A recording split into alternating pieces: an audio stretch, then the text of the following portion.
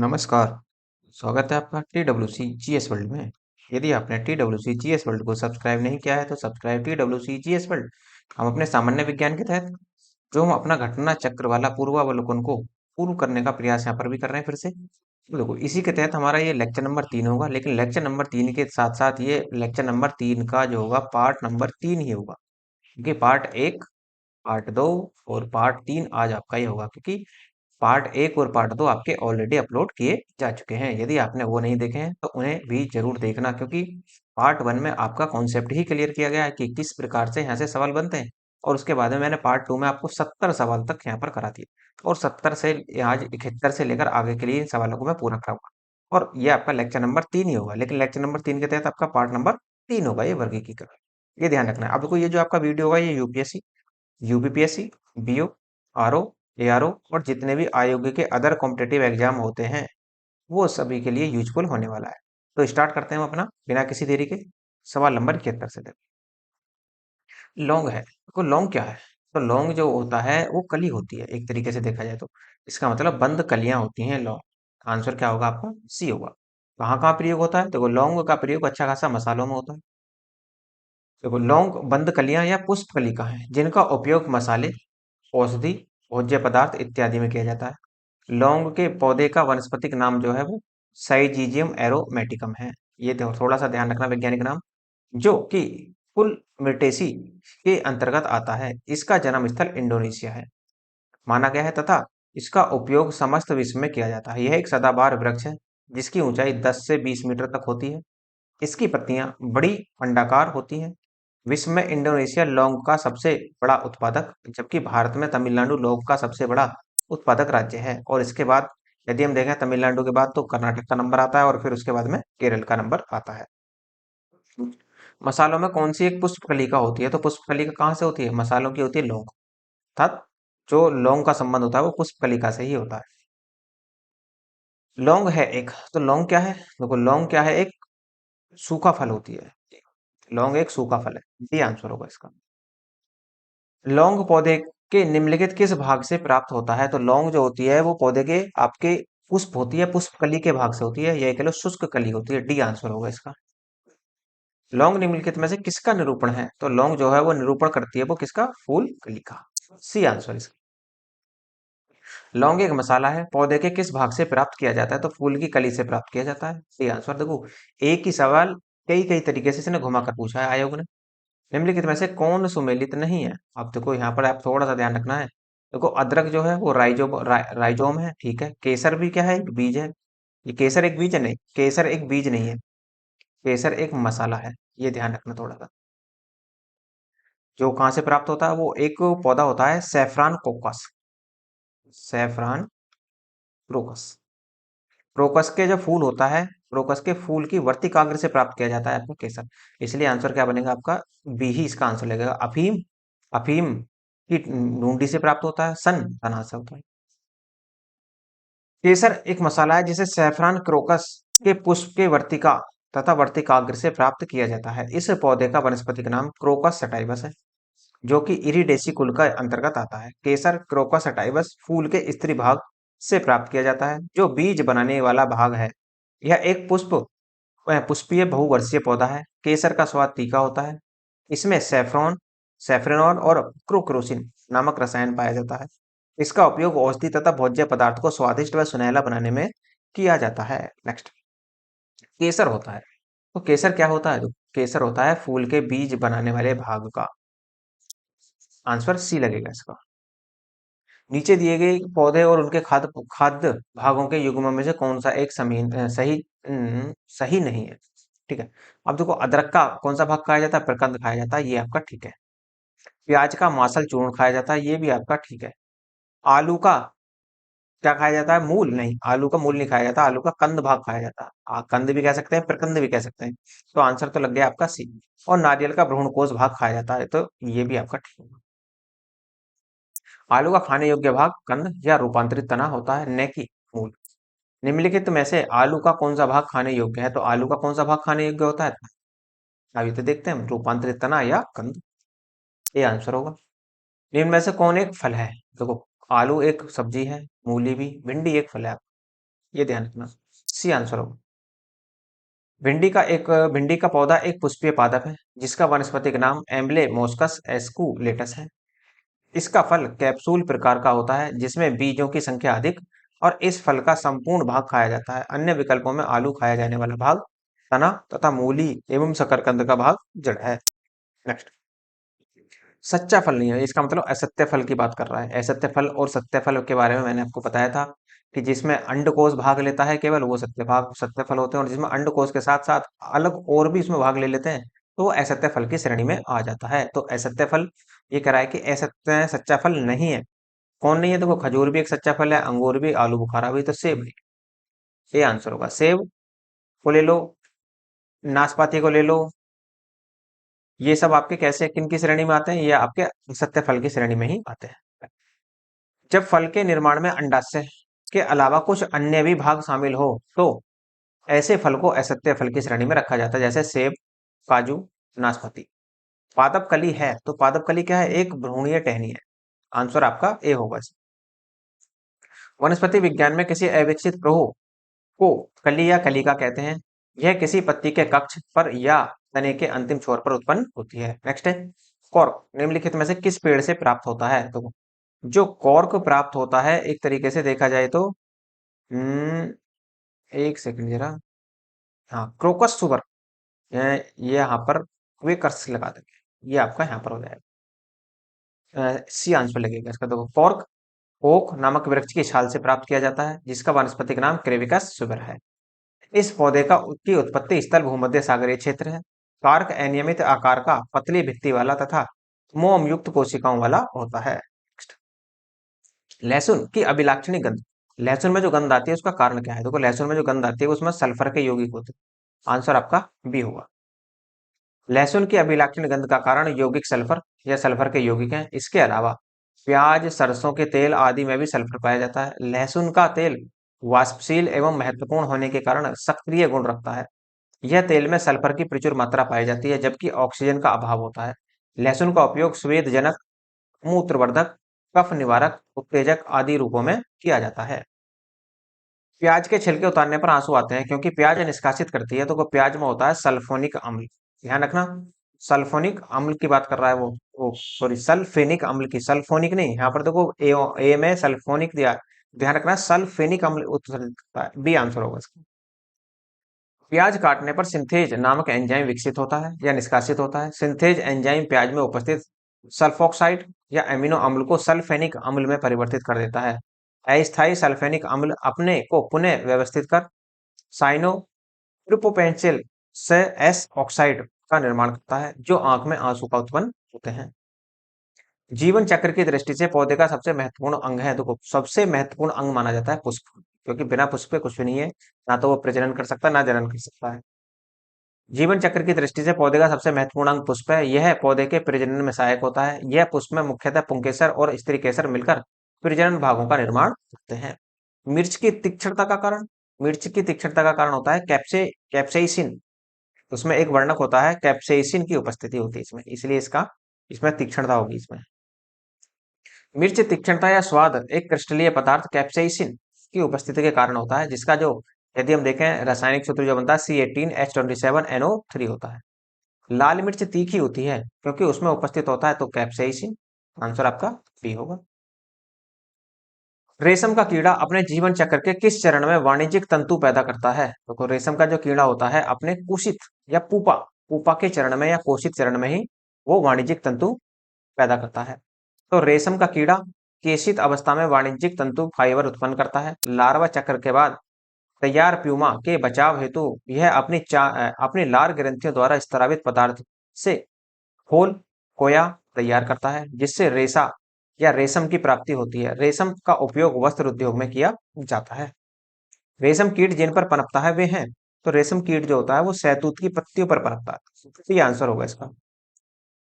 रेशम कीट कीट वर्ग का प्राणी है, यह शहतूत के पत्तियों पर पनपता है। निम्नलिखित में से कौन कीटों से प्राप्त नहीं होता? अब देखो, कीटों से क्या प्राप्त नहीं होता? देखो, रेशम प्राप्त होता है, शहद भी प्राप्त होता है कीटों से, लाख भी, मोती, मोती जो पाए जाते हैं वो समुद्र में पाए जाते हैं, वो ना कि कीटों से। रेशम के कीट से रेशम की प्राप्ति होती है। रेशम का कीट शहतूत के पत्तों पर पनपता है। लाख, केरिया, लेका एवं लेसिफेरा लेका नामक कीट द्वारा प्राप्त होता है। मधुमक्खियां सामाजिक कीट हैं जो फूल से मकरंद इकट्ठा कर शहद का निर्माण करती हैं। मोती वस्तुतः मोलास्क संघ के जीव पिक्टेटा या पर्ल ऑयस्टर से द्वारा प्राप्त किया जाता है। निम्नलिखित में से कौन सी औषधीय फसल है? तो औषधीय फसल कौन सी है? तो औषधीय तो ये गन्ना जो है, गन्ना आपकी वाणिज्यिक फसल है। कपास भी आपकी वाणिज्यिक फसल है। और जो घृत कुमारी है, घृत कुमारी आपकी औषधीय फसल है। बी आंसर होगा इसका। घृत कुमारी या एलोवेरा। एलोवेरा एक औषधीय पौधा है। गन्ना तथा कपास नकदी फसलें हैं। महुआ एक उष्णकटिबंधीय वृक्ष है जो भारत के मैदानी क्षेत्रों में पाया जाता है। इसके फल से तेल, इसके फूल से शराब बनाई जाती है। नेक्स्ट, कुनैन जो मलेरिया के लिए एक प्रमुख औषधि है वह प्राप्त होती है। तो कुनैन जो प्राप्त होती है वो ज्यादातर वो आवर्ती बीजों से प्राप्त होती है। नेक्स्ट, कुनैन मलेरिया उपचार के लिए एक प्रमुख औषधि है जिसे सिनकोना नामक पौधे की छाल से प्राप्त किया जाता है। यह पौधा आवर्ती बीज पादप है। कुनैन एक प्राकृतिक श्वेत क्रिस्टलीय एल्केलाइट है जिसका स्वाद तीखा होता है। इसका उपयोग जोड़ों के दर्द तथा प्रियान से उत्पन्न रोगों के उपचार में भी किया जाता है। मलेरिया रोग से प्रभावी औषधि कुनैन का निष्कर्षण किया जाता है तो सिनकोना की छाल से किया जाता है। तो आंसर आपका बी होगा। कुनैन जो मलेरिया के इलाज में प्रयुक्त की जाती है सिनकोना पादप के किस भाग से आती है? तो जो छाल से आती है। सी आंसर इसका। कुनैन सिनकोना पादप के किस भाग में प्राकृतिक रूप से पाई जाती है? तो ये पाई जाती है छाल में। डी आंसर होगा। मलेरिया निदान हेतु आर्टिथर नामक नाम की औषधि किससे प्राप्त होती है? तो आर्टिथर नाम की वृद्धि बीजीय पादप से प्राप्त होगी आपकी। ए आंसर लगेगा इसका। मलेरिया निदान हेतु आर्टिथर नामक औषधि बीजीय पादप से तैयार की जाती है। एट्रोविन, क्लोरोक्विन। देखो क्लोरोक्विन आप ध्यान करो थोड़ा सा, जो कोरोना में महामारी आई थी उसमें भी क्लोरोक्विन का बड़ी पैमाने पर प्रयोग किया गया था और इसका हमने आयात भी किया था अच्छा खासा। इत्यादि औषधियां भी मलेरिया निदान हेतु प्रयुक्त की जाती हैं। मलेरिया प्लाज्मोडियम नामक प्रोटोजोआ द्वारा होता है तथा इसका वाहक मादा एनाफ्लीज मच्छर है। नेक्स्ट, सिनकोना की छाल से प्राप्त औषधि को मलेरिया के उपचार के लिए प्रयुक्त किया जाता था जिस कृत्रिम औषधि ने इस प्राकृतिक उत्पाद को प्रतिस्थापित किया था वह थी होती आपकी क्लोरोक्विन। आंसर बी होगा।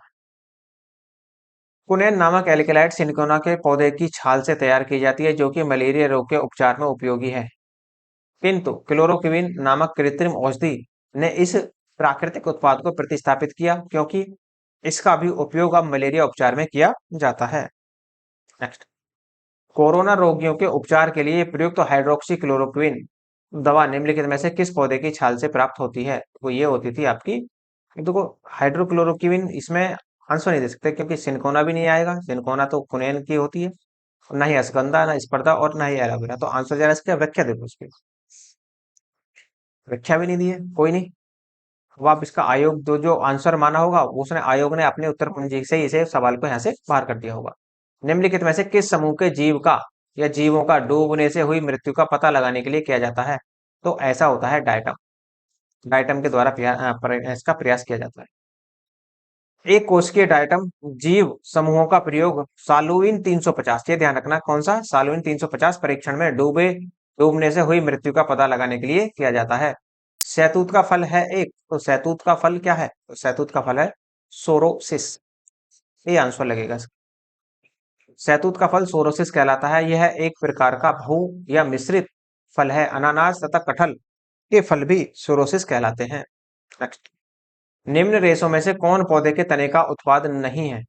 कौन नहीं है? देखो कपास नहीं है, सन है, जूट है और पटसन है। तो कपास नहीं है। आंसर क्या लगेगा? डी लगेगा।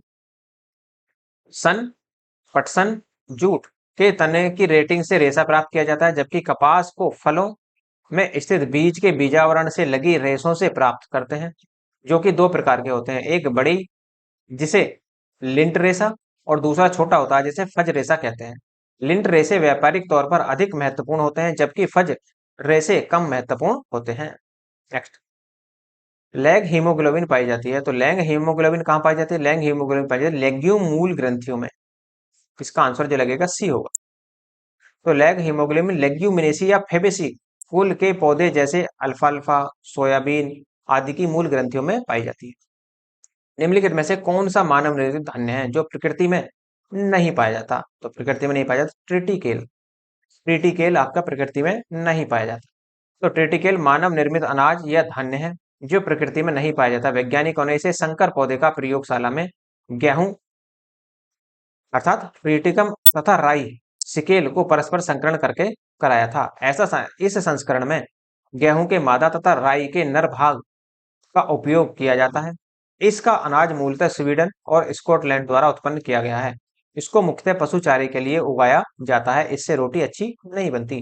तो देखो संकर क्या होती है? संकर जातियां वे होती हैं जो दो भिन्न जातियों को मिलाकर एक नई जाति उत्पन्न कर दी जाती है ना, उसको हम संकर जाति कहते हैं। निम्नलिखित में से कौन अनाज निर्मित है? देखो अनाज से निर्मित कौन है? ट्रिटिकेल। C answer. कैनोला मानव उपयोग के लिए उगाई गई एक विशिष्ट प्रकार की तिलहन सरसों की किस्मों को निर्दिष्ट करता है। इन किस्मों की मुख्य विशेषता यह है कि क्या है? देखो इनके बीजों में तेल मात्रा में अधिक मात्रा में उच्च होती है, ये नहीं है। इनके तेल में असंतृप्त वसा अम्लों की प्रचुरता होती है, ये भी नहीं है। इनके तेल की शेल्फ आयु लंबी होती है, ये भी नहीं। इनके तेल में इरुसिक अम्ल की बहुत अल्प मात्रा होती है, ये आपका ठीक है। इसका मतलब डी आंसर होगा। कैनोला खाद्य तेल का एक प्रकार है जिसे प्राथमिक तौर पर कीथ डाउनी या बाल्डर स्टीफेंसन द्वारा वर्ष 1970 में कनाडा में उत्पन्न किया गया था। कैनोला के बीज का उपयोग खाद्य तेल के उत्पादन में होता है जो मानव उपभोग के लिए अनुकूल होता है, क्योंकि इसमें पारंपरिक रैपसीड तेलों की तुलना में इरुसिक एसिड की मात्रा कम होती है। इरुसिक एसिड की काफी कम मात्रा के अतिरिक्त इसके पोषक गुण भी काफी अलग होते हैं। सूक्ष्म जीवाणु या बैक्टीरिया को देखा जा सकता है, तो किससे? सूक्ष्म जीवाणु या बैक्टीरिया को जो देखा जा सकता है वो कंपाउंड खुर्दबीन द्वारा देखा जा सकता है। बी आंसर हो। जीवाणु अति सूक्ष्म एवं साधारण जीव हैं। इनकी लंबाई 2 से 4 माइक्रोन होती है। कुछ जीवाणु 60 माइक्रोन तक की लंबाई के होते हैं। कुछ सूक्ष्म जीवाणु को कंपाउंड खुर्दबीन के द्वारा देखा जा सकता है क्योंकि यह किसी वस्तु को 1500 से 2000 गुना बड़ा आकार दिखा सकता है। स्पॉन्जी टिश्यू या स्पॉन्जी ऊतक एक ऐसी गंभीर समस्या है जिसके कारण आम की प्रजाति का निर्यात खूब प्रभावित हो रहा है। वह है, तो वो है आपका अल्फांसो आम। अल्फांसो कहाँ है? इसे जीआई टैग भी मिला हुआ है। और अल्फांसो आम जो है वो ज्यादातर जो उगाया जाता है वो महाराष्ट्र में उगाया जाता है। स्पॉन्जी टिश्यू एक ऐसा विकार है जो फलों में मुख्यतः अल्फांसो आम की गुणवत्ता को प्रभावित करता है। इसके विकार के कारण आम कच्चे व अम्लीय रह जाते हैं। कथन और कारण दिए हैं, देखो। कथन कहता है कि कुछ जीवाणु अपना भोजन संश्लेषित कर सकते हैं, ये आपका ठीक है। इन जीवाणुओं में हरा पदार्थ और हरित लवक इन जीवाणुओं में हरा पदार्थ जो हरित लवक कहलाता है पाया जाता है? नहीं, हरित लवक नहीं पाया जाता। इसका मतलब क्या है कि ए सही है और आर गलत है, तो सी आंसर लगेगा इसका। पोषण के आधार पर जीवाणु परपोषी तथा स्वपोषी होते हैं। स्वपोषित जीवाणु CO2 अर्थात कार्बन डाइऑक्साइड अकार्बनिक पदार्थों से अपना भोजन स्वयं बना लेते हैं। ये जीवाणु दो प्रकार के होते हैं, प्रकाश संश्लेषी और रसायन संश्लेषी। इन जीवाणुओं में हरित लवक का अभाव होता है। कुछ जीवाणुओं में पर्णहरिम से मिलते जुलते रंग द्रव्य होते हैं जिससे ये प्रकाश संश्लेषण की क्रिया करते हैं। नेक्स्ट, सूक्ष्म जीवाणु अर्थात बैक्टीरिया के बारे में कौन सा कथन सत्य है? तो देखो ये कह रहा है ये जीवित या मृत की सीमा को रेखा रेखा पर होते हैं? नहीं, ऐसा नहीं है। ये वनस्पति जानवर की सीमा रेखा पर होते हैं? ऐसा भी नहीं। ये फूल देने वाली वह फल न देने वाली वनस्पति की सीमा रेखा पर होते हैं? ऐसा भी नहीं। तो इसका मतलब क्या होगा? इनमें से कोई नहीं, डी आंसर होगा। जीवाणु सबसे सरल, अति सूक्ष्म, एक कोशिकीय आद्य जीव हैं जिन्हें मोनेरा जगत में रखा गया है। जीवाणु हमारे लिए लाभदायक हानिकारक दोनों प्रकार के होते हैं। इनका अध्ययन जीवाणु विज्ञान या बैक्टीरियोलॉजी कहलाता है। फिर से कथन और कारण दिया है, देखो। कथन है मरुस्थलीय पौधों के जड़ तंत्र काफी लंबे होते हैं, ये बिल्कुल राइट है, क्योंकि मरुस्थलीय पौधे की जो जड़ होती है वो पानी की खोज में काफी लंबी निकल जाती है। तो पहला कथन आपका ठीक। और कारण कह रहा है आपका कि मृदा का उच्च तापमान जड़ विकास को प्रोत्साहित करता है? नहीं, उच्च तापमान नहीं प्रोत्साहित करता, जल की खोज में लंबी हो जाती है। तो ए सही और आर गलत, तो सी आंसर लगेगा इसका। मरुस्थलीय पौधे के अंतर्गत कैक्टस आता है, मदार आता है, घीकुआर आता है, इत्यादि पौधे आते हैं जो कि शुष्क वातावरण में अपना जीवन चक्र पूर्ण कर लेने की क्षमता रखते हैं। इन पौधों में जड़ तंत्र मृदा से जल की खोज में काफी लंबे हो जाते हैं। इनके तने छोटे, रूपांतरित, कभी कभी भूमिगत होते हैं। मरुस्थलीय पौधे की जड़ें लंबी होती हैं क्योंकि क्योंकि अभी पीछे मैंने इसका कारण बताया कि जड़ें पानी की तलाश में लंबी हो जाती हैं। B answer. मरुस्थलीय मरुस्थल में फ्रियोटोफाइटस मिलते हैं, यानी ऐसे पादप जिनमें क्या होता है, देखो, जिनकी जड़ें 20 से 30 फीट लंबी मूसलाधार हो जाती हैं। सी आंसर होगा। फ्रियोटोफाइटस मरुस्थल में पाए जाने वाले पौधे होते हैं जिनमें जल को संचित रखने के विशिष्ट तरीके विकसित हो जाते हैं। इन पौधों की जड़ें अत्यधिक लंबी होती हैं, जो भूमि में काफी गहराई तक जाकर पानी का अवशोषण करती हैं। फ्रियोटोफाइटस की जड़ें वस्तुतः 25 से 30 मीटर तक की लंबाई ग्रहण करके भूमिगत जल सतह तक पहुंच जाती हैं। शुष्क जलवायु में के भली भांति अनुकूलित पेड़ पौधों को कहते हैं, तो शुष्क जलवायु के पौधों को कहते हैं मरुद, अर्थात मरुस्थल में उगने वालों को मरुदभिद कहा जाता है, या शुष्क जलवायु में उगने वालों को मरुदभिद कहा जाता है। शुष्क वातावरण या मरुभूमि जैसे वातावरण में पाए जाने वाले पेड़ पौधों को मरुदभुत कहते हैं, जो कि अपने शरीर को शुष्क वातावरण के प्रति पूर्णतः अनुकूलित कर लेते हैं। जल से उत्सवेदन को कम करने के लिए इनकी बाह्य त्वचा मोटी उपचर्म की परत से ढकी रहती है। पत्तियां कांटों में परिवर्तित हो जाती हैं। इसके अंतर्गत जैसे नागफनी, मदार, नेरियम, ब्रायोफिलम इत्यादि पौधे आते हैं। मरुभूमि के पादप अधिकतर होते हैं, तो मरुभूमि के जो पादप होते हैं वो मांसल होते हैं। मांसल अर्थात जड़ें क्या होती हैं, लंबी हो जाती हैं और मोटी हो जाती हैं। मरुभूमि में पाए जाने वाले पौधों के भाग जल को संचित रखने के लिए अधिक मांसल और स्थूल हो जाते हैं।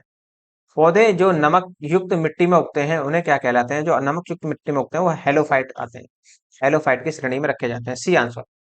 लवणोद्भिद या हेलोफाइट उन पौधों को कहते हैं जो उच्च लवण युक्त जल या मृदा में उगते हैं। नेक्स्ट, विचार करना है और पूछ रहा है कि कौन सा सही है। कह रहा है कि जेली रुदन का कारण अम्ल की अधिकता है, ये ठीक है आपका। गन्ने के लिए सर्वाधिक अनुकूल जैव उर्वरक राइजोबियम है, ऐसा नहीं है। राइजोबियम तो ज्यादातर दालों में के लिए प्रयुक्त होता है। नमकीन पानी में उगाए गए पौधे थैलोफाइटस होते हैं, तो नमकीन पानी में उगाए गए जो पौधे होते हैं वो थैलोफाइटस की श्रेणी में नहीं आते। सुसुप्तावस्था को तोड़ने वाला हार्मोन व साइटोकाइनिन है, इसका मतलब एक और चार सही है। एक और चार आपका सही, इसका मतलब डी आपका आंसर। जेली रुदान का कारण अम्ल की अधिकता है, अतः कथन एक सत्य है। बीजों की सुसुप्ता को तोड़ने वाला हार्मोन जिब्रेलिन तथा साइटोकाइनिन है, ये भी ठीक है। अर्थात गन्ने के लिए सर्वाधिक अनुकूल जैव उर्वरक एसी वेक्टर है, अतः कथन दो असत्य है। नमकीन पानी में उगने वाले पौधों को हेलोफाइटस कहते हैं, ना कि थैलोफाइटस। एम्फीफाइट्स वे पौधे होते हैं, एम्फीफाइट्स वे पौधे होते हैं जो अन्य पौधों पर निर्भर हैं, किसके लिए, यांत्रिक अवलंब के लिए। आंसर आपका बी होगा इसमें। अधिपादप वे पौधे हैं जो दूसरे जीवित पौधों पर उगे या लगे रहते हैं। ये अपना भोजन स्वयं बनाते हैं क्योंकि इनमें पर्णहरित पाया जाता है। ये सिर्फ पोषक तत्वों पर यांत्रिक अवलंब के लिए निर्भर रहते हैं। इन्हें वायवीय पादप भी कहा जाता है क्योंकि इनकी जड़ें मृदा में नहीं लगी रहती, अतः इसके अंतर्गत आर्किड्स के पौधे आते हैं। जल की अधिकतम मात्रा जिसकी पौधों को आवश्यकता होती है वह उसे अवशोषण निम्न के माध्यम से करते हैं। तो अवशोषण किस माध्यम से करेंगे, वो करेंगे जड़ों के बालों से। जो जड़ों में एक तो मूसलाधार जड़ें होती है और फिर इसमें से भी क्या होते हैं, छोटी छोटी जड़ें निकलती हैं, और इन छोटी छोटी जड़ों में भी क्या होते हैं, बाल से होते हैं। इस तरह से जब आप पेड़ को देखेंगे, खोदेंगे पेड़ को, तो जब उसमें आपको महसूस होगा कि हाँ, इसमें कुछ इस तरह की बाल जैसी जड़ें भी होती हैं। पौधे अपनी जड़ों के बालों द्वारा भूमि के जल का अवशोषण करते हैं। जड़ों के बाल एक प्रकार की पतली भित्ति वाली एक कोशिकीय संरचनाएं हैं जो जड़ों के बाहरी भाग को एपिडर्मिस से निकली होती है। हाइड्रोफाइट्स होते हैं, तो हाइड्रोफाइट्स कौन होते हैं, एक जलीय पौधे होते हैं। बी आंसर होगा इसका। बहुत अधिक जल अर्थात H2O वाले स्थानों पर पाए जाने वाले पौधों को हाइड्रोफाइट्स जलोद्भिद कहते हैं। इनमें बड़े बड़े अंतरकोशिकीय स्थान होते हैं जिनमें वायु भरी होती है, जो कि पौधे के तैरने में सहायक होते हैं। इन पौधों में यांत्रिक ऊतक भी बहुत कम विकसित होते हैं या उनका पूर्णतः पूरी तरीके से अभाव ही होता है। पौधे द्वारा ली गई विकीर्ण ऊर्जा निम्न परिणाम देती है, तो पौधे द्वारा ली गई विकीर्ण ऊर्जा जो देती है वो जल का प्रकाश अपघटन कर देती है। ए आंसर होगा। पौधे द्वारा ली गई विकीर्ण ऊर्जा का परिणाम जल का प्रकाश अपघटनीय होता है, जिसमें H2O के अणु टूटकर हाइड्रोजन और ऑक्सीजन गैस बनाते हैं और इसमें हाइड्रोजन आयन इलेक्ट्रॉन वाहक का कार्य करता है और जल का प्रकाशीय अपघटन प्रकाश क्रम में संपन्न हो जाता है। नेक्स्ट, कह रहा है कि निम्नलिखित में से कौन सा अपरदहारी अर्थात डेक्ट्राइटोविवोर है, अर्थात ये कह रहा है कि सही कूट का इसमें चयन करना। अब देखो कौन कौन है इस तरह के पर्दाहारी। पर्दाहारी की श्रेणी में जो आते हैं वो आपका केंचुआ आता है, जेलीफिश नहीं आती। सहस्त्रपादी मिलीपीड ये भी आता है आपका। समुद्री घोड़ा नहीं आता, और कास्ट यूका भी आता है आपका। 1, 2 और 5 लगेगा, ओ सॉरी, एक, एक सेकंड। पर्दहारी श्रेणी में सहस्त्रपाद भी आता है आपका, तो इस प्रकार एक भी लगेगा, 3 भी लगेगा और 5, 5 और क्या बनेगा, सी बनेगा, 1, 3, 5 होगा आपका आंसर। डाइट्रोवोटर्स या अपरदहारी हेट्रोट्रॉफ हैं, जो अपना पोषण अपरद, मृत या सड़े गले पौधे या जानवरों को खाकर प्राप्त करते हैं। केंचुआ, काष्ठयुगा, सहस्त्रपादी अपरदहारी हैं। इनमें से किसका सही सुमेल नहीं है? देखो, सही सुमेल कौन है? देखो, स्वजीवी उत्पादक होते हैं, ये ठीक है। परोपजीवी उपभोक्ता होते हैं, ये भी ठीक है। मृतोपजीवी विबंधक होते हैं, और तृणभक्षी जो होते हैं वो गौण उपभोक्ता नहीं होते। डी आंसर लगेगा इसका। क्यों नहीं होते? देखो, उत्पादक स्वयंजीवी होते हैं, जो कि अपना भोजन स्वयं बना लेते हैं। उपभोक्ता परोपजीवी होते हैं, अर्थात दूसरे जीवों से अपना भोजन, भोज्य पदार्थ ग्रहण करते हैं। विबंधक मृतोपजीवी होते हैं, जो कि अपना भोज्य पदार्थ मृत जीवों से ग्रहण करते हैं। तृणभक्षी गौण उपभोक्ता न होकर प्राथमिक उपभोक्ता होते हैं, जो कि शाकाहारी होते हैं। नेक्स्ट, प्रथम पोषक स्तर के अंतर्गत आते हैं। तो प्रथम पोषक स्तर के अंतर्गत जो आते हैं वो हरित पादप आते हैं, जो अपना भोजन स्वयं बनाते हैं। वे सभी पौधे जो प्रकाश संश्लेषण के द्वारा भोजन का निर्माण करते हैं, प्राथमिक पोषक का उत्पादक कहलाते हैं। पौधे प्रकाश संश्लेषण हरे रंग के लवक अर्थात क्लोरोफिल की सहायता से होते हैं। क्लोरोफिल के कारण ही पौधे हरे होते हैं। नेक्स्ट, कह रहा है जीवों के निम्नलिखित प्रकारों पर विचार कीजिए, और कहता है कि उपयुक्त में से निम्न जीवों में महासागर के आहार श्रृंखलाओं में प्राथमिक उत्पादक कौन है? तो प्राथमिक उत्पादक जो बनते हैं वो बनेंगे आपके कॉपीपोट, ये नहीं बनेगा, साइनोबैक्टीरिया बनेगा, और उसके बाद में आपका डायटम बनेगा। कोरा मिनीफेरा नहीं बनेगा। तो 2 और 4 होंगे आपके। अब एक सेकंड, सॉरी गलत पढ़ होगी, ये नहीं, हाँ 2 और 3 बनेंगे। 2 और 3 आपका आंसर बी में होगा। साइनोबैक्टीरियम पानी में प्राकृतिक रूप से पाए जाने वाले सूक्ष्म जीव हैं, जो प्रकाश संश्लेषण द्वारा अपना भोजन बनाते हैं। इन्हें नील हरित शैवाल भी कहा जाता है। डायटम प्रकाश संश्लेषण करने वाले शैवाल हैं। ये ताजे एवं समुद्री जल दोनों में पाए जाते हैं। ये जलीय खाद्य श्रृंखला के प्राथमिक उत्पाद हैं। फोरा मिनीफेरा विषम पोषी जीव हैं, जो छोटे जीवों और कार्बनिक पदार्थों का उपभोग करते हैं।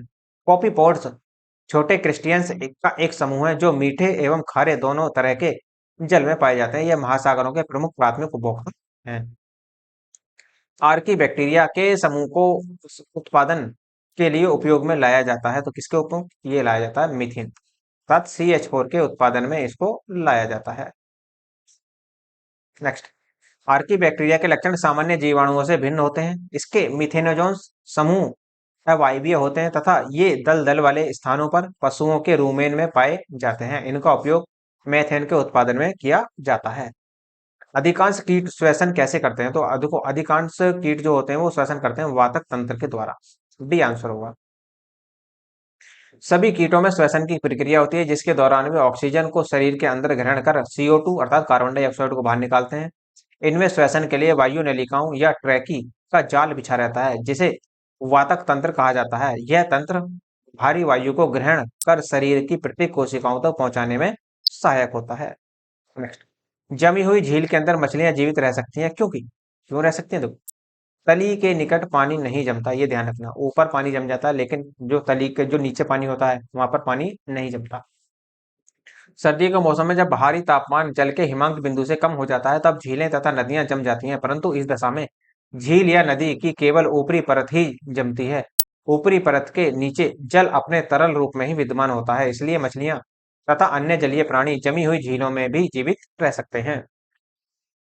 जल के बाहर निकाल ली जाने पर मत्स्य मर जाती हैं, क्योंकि अब देखो, क्यों मर जाती हैं? वे श्वास नहीं ले पाती, क्योंकि उन्हें जो ऑक्सीजन मिलती है, ऑक्सीजन वे केवल और केवल जल के पानी से ले सकते हैं, न कि बाहरी वायुमंडल से। जल में मत्स्यों को बाहर निकाल दिए जाने से वे मर जाती हैं, क्योंकि श्वसन क्रिया नहीं कर पाती। मछलियों में श्वसन के लिए गलफड़े होते हैं, जो कि पूर्णतः जल में घुली ऑक्सीजन को ही ग्रहण करने के लिए अनुकूलित होते हैं। मछलियों में सामान्यतः श्वसन होता है। तो मछलियों में सामान्यतः जो श्वसन होता है वो किस द्वारा? गलफड़ों द्वारा होता है। C answer. सेब के फल में लाली का कारण है। देखो, सेब के फल में लाली का जो कारण होता है वो एंथोसाइनिन वर्णक के कारण होता है। ए आंसर लगेगा। सेब के फल में लाली का कारण एंथोसाइनिन नामक वर्णक लवक है। लाल रंग या लाल नारंगी रंग के वर्णक जैसे कैरोटीन गाजर में पाया जाता है। टमाटर में लाइकोपिन वर्णक और पीले रंग के वर्णक जैसे जैंथोफिल हल्दी में तथा चुकंदर में विटामिन वर्णक होते हैं। टमाटर में लाल रंग का कारण, तो टमाटर में लाल रंग का कारण अभी पीछे बताया, लाइकोपिन, बी आंसर। और पपीते में पीले रंग का कारण, तो उसका था कैरिका जैंथिन, तो सी आंसर लगेगा इसका। पपीता का वानस्पतिक नाम कैरिका पपाया है। इसमें कैरोटीन प्रचुर मात्रा में पाया जाता है, जो विटामिन ए का प्रिकिर्सर होता है। इसमें उपस्थित पेपेन एंजाइम प्रोटीन के पाचन में सहायक होता है।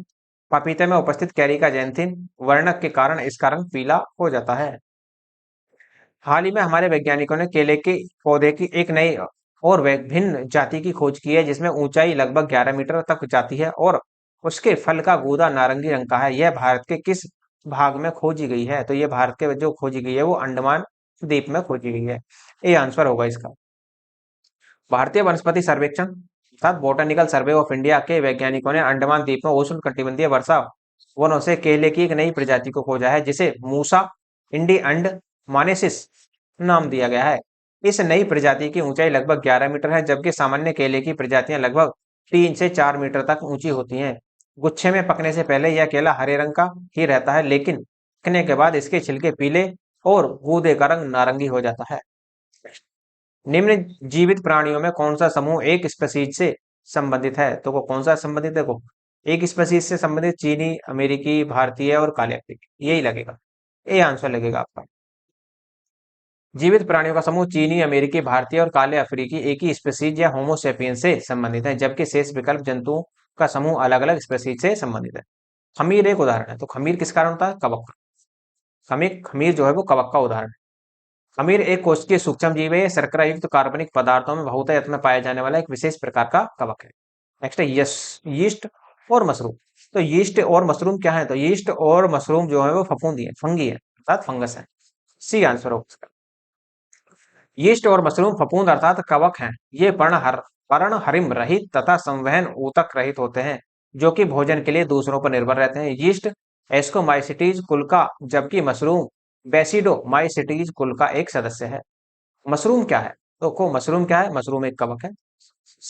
इसका आंसर ए होगा। रसेदार सब्जी प्रयोग होने वाला मशरूम होता है, तो रसेदार सब्जी होती है कवक से। A answer.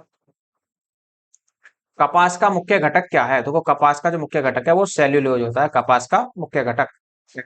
कपास का प्रमुख रासायनिक घटक सेल्यूलोज है, जिसकी मात्रा 91 से 94% होती है। इसमें जल लगभग 6 से 8% तथा सूक्ष्म मात्रा में वसा, प्रोटीन, प्रोटोप्लाज्म, खनिज लवण इत्यादि पाए जाते हैं। निम्नलिखित समूहों में से कौन ऐसी जातियां होती हैं जो अन्य जीवों के साथ सहजीवी संबंध बना सकती हैं? तो कौन होंगी? देखो, नाइडेरिया है, ये भी ठीक है। कवक है, ये भी ठीक है। आदि जंतु अर्थात प्रोटोजोआ, ये भी ठीक। डी आंसर लगेगा, सभी ठीक है आपके। सहजीविता दो या दो से अधिक प्रजातियों के सदस्यों के मध्य सहजीवी संबंध है।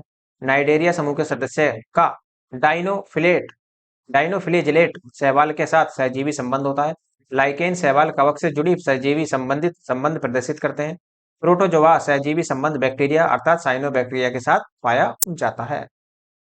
प्रकृति में निम्नलिखित में से किस जीव या किन जीवों के मृदा विहीन सतह पर जीवित पाए जाने की सर्वाधिक संभावना है?